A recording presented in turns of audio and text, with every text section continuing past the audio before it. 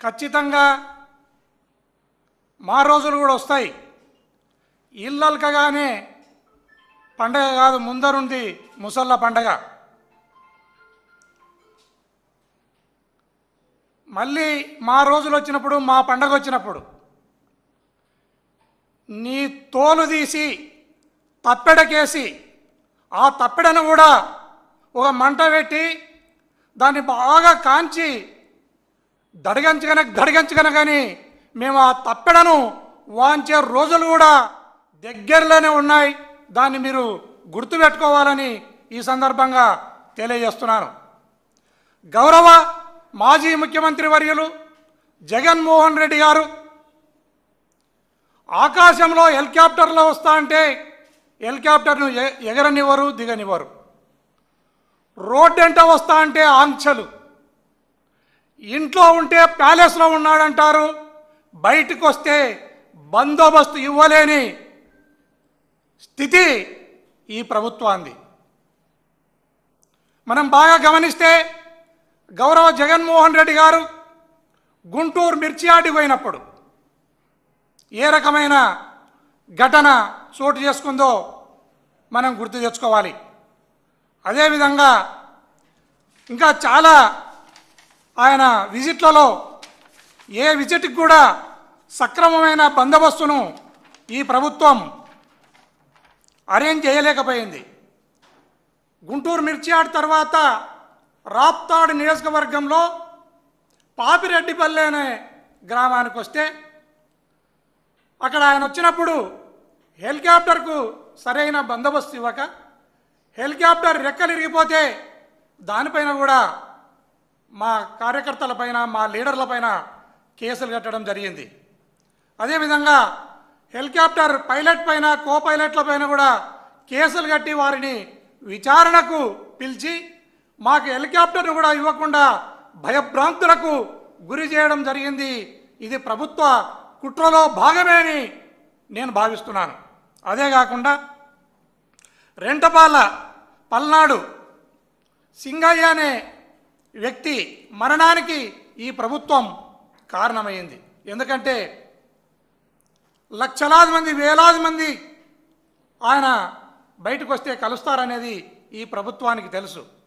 తెలిసినప్పుడు సక్రమమైన బందోబస్తును ఏర్పాటు చేసుకునే బాధ్యత ఈ ప్రభుత్వానికి కాదా అని ఈ సందర్భంగా నేను విమర్శిస్తున్నాను.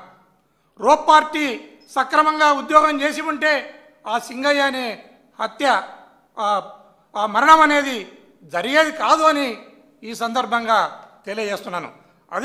అదేవిధంగా తెనాలికి పోయినప్పుడు కానీ, ప్రకాశం జిల్లా పొదిలికి పోయినప్పుడు కానీ, పొగాకు రైతులను పరామర్శించడానికి చిత్తూరు జిల్లా బంగారుపాలెంకి పోయినప్పుడు కానీ, ఎక్కడ పోయినప్పుడు కూడా మీరు సక్రమమైన బందోబస్తును ఇవ్వలేకపోతున్నారు. రేపు నెల్లూరు జిల్లాకు ఆయన ఈ అక్రమ కేసును పెట్టి కాకాని గోవర్ధన్ రెడ్డి గారిని, మాజీ మంత్రివర్యులు, ఆయనను జైల్లో పెడితే ఆ జైల్లో ఉన్న బాధితుల్ని పరామర్శించడానికి, అదేవిధంగా ప్రసన్న కుమార్ రెడ్డిని మా మాజీ ఎమ్మెల్యే 5-6 సార్లు ఎమ్మెల్యేగా ఎన్నికైన వ్యక్తి ఇంటి మీద దాడి చేసి ఆయన పైన హత్యా ప్రయత్నం చేయడం జరిగింది. ఈ 2 ఘటనలను పురస్కరించుకొని గౌరవ జగన్మోహన్ రెడ్డి గారు నెల్లూరు పర్యటనకు పోతా ఉంటే నెల్లూరు పర్యటనలో 3 వెహికల్లంట 10 మంది మాత్రమే రావాలి అనే ఆంక్షలను విధిస్తున్నారు. అయ్యా, జగన్మోహన్ రెడ్డి గారు అంటేనే జనం. ఆయన వచ్చినారంటే వరదల్లాగా వరద బారినట్టు జనం వస్తారనేది ఈ ప్రభుత్వానికి తెలుసు.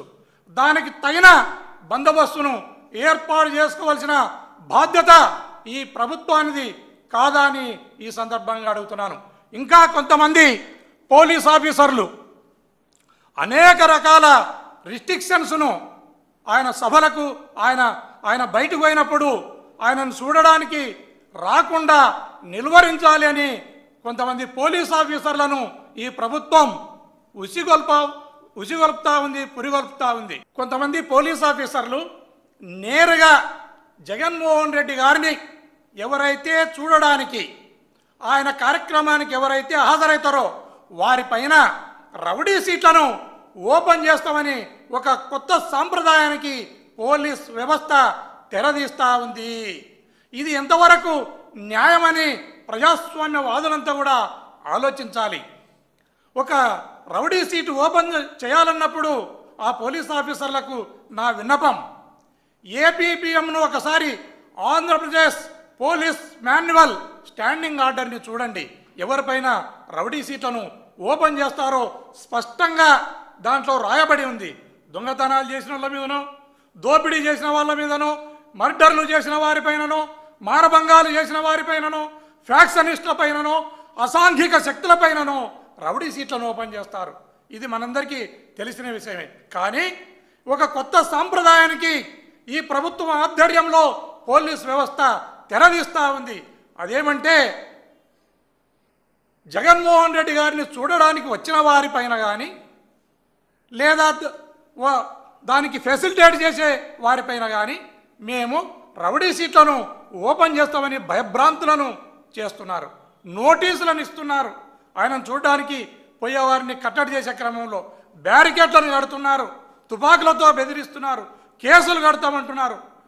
ఇంతకంటే దరిద్రమైన పరిపాలన, ఇంతకంటే రాక్షసమైన పరిపాలన ఇంకా మన దగ్గరనైనా ఇంకా ఏ రాష్ట్రంలోనైనా ఉందా అనేది ఆలోచించుకోవాలి. దయచేసి ఇలాంటి చౌకబారు కార్యక్రమాలకు తిలోదకాలనిచ్చి ఈ ప్రభుత్వం ఇప్పటికైనా సభలు, సమావేశాలు లేదా ప్రశ్నించడం లేదా అడగటం ఇలాంటి కార్యక్రమాల మీద మీరు ఉక్కుపాదం మోపకండి. దయచేసి ప్రజలలో తిరుగుబాటు రాకముందే, ప్రజలలో మీ పైన అసహనం పెరగకముందే మీరు జాగ్రత్త పడి ఈ కార్యక్రమాలకు తిలోదకాలనిచ్చి గౌరవ జగన్మోహన్ రెడ్డి గారు ఎక్కడికి వెళ్ళినా ఈ రాష్ట్రంలో ఒక ప్రతిపక్ష నేత హోదాలో ఆయన ఎక్కడికి వెళ్ళినా మీరు సరైన బందోబస్తును కల్పించవలసిన బాధ్యత మీ పైన ఉంది. ముఖ్యంగా జగన్మోహన్ రెడ్డి గారంటేనే జనం. ఆయనకి ఏ రకమైన జనం వస్తారనేది ప్రభుత్వానికి తెలుసు. ఒకవేళ తెలియకపోతే వాళ్ళ ఇంటెలిజెన్స్ ఉంటుంది, వాళ్ళ స్పెషల్ బ్రాంచ్ పోలీసులు ఉంటారు. వారు ఎప్పటికెప్పుడు బందోబస్తును రివైవ్ చేసుకోవాల్సిన బాధ్యత, రివ్యూ చేయాల్సిన బాధ్యత వారిపైన ఉంటుంది.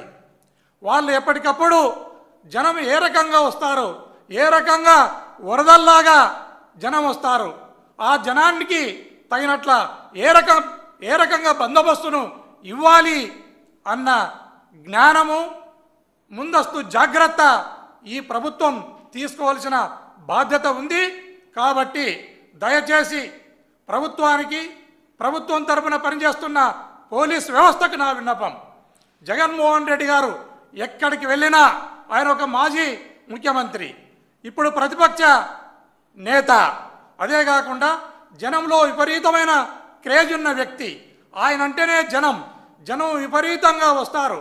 దానికి తగిన బందోబస్తును ఏర్పాటు చేసుకుని ఆయనను సభలు, సమావేశాలు పెట్టుకునే హక్కును లేదా జనంలో తిరిగే హక్కును మీరు కాల రాయకండి, తగిన బందోబస్తును కల్పించండి అని ఈ సందర్భంగా తెలియజేస్తూ ముగిస్తున్నాను.